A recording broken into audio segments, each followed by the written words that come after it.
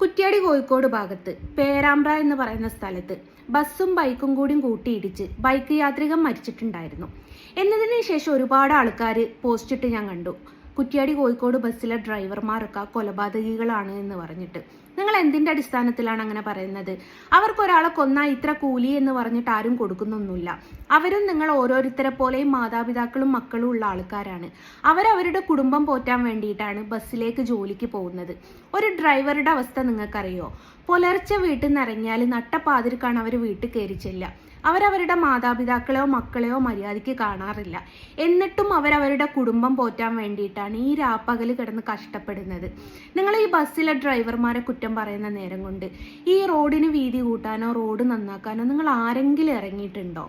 ഈ റോഡിൻ്റെ ഇരുവശങ്ങളിലായിട്ട് അപകടകരമായിട്ടുള്ള രീതിയിൽ വേറെ വാഹനങ്ങൾ നിർത്തിയിടുന്നത് നിങ്ങൾ കാണുന്നില്ലേ? അതെന്താ നിങ്ങൾക്ക് പ്രശ്നമല്ലേ? അതേപോലെ തന്നെ ഈ ചെറിയ വണ്ടി തട്ടിയാലും വലിയ വണ്ടി തട്ടിയാലും ഈ വലിയ വണ്ടിക്ക് മാത്രം കുറ്റം പറയുന്നത് അത് ശരിയുള്ള കാര്യമല്ല. ആരുടെ അടുത്താ തെറ്റെന്ന് പോലും നിങ്ങൾ നോക്കുന്നില്ല. ഒരു ദിവസം ബസ്സില്ലെങ്കിൽ അതിൻ്റെ ബുദ്ധിമുട്ടൊക്കെ നിങ്ങൾക്ക് അറിയാം. എന്നിട്ടും അവരെങ്ങനെ കുറ്റം പറയാൻ നിങ്ങൾക്കൊന്നും തോന്നുന്നില്ലേ?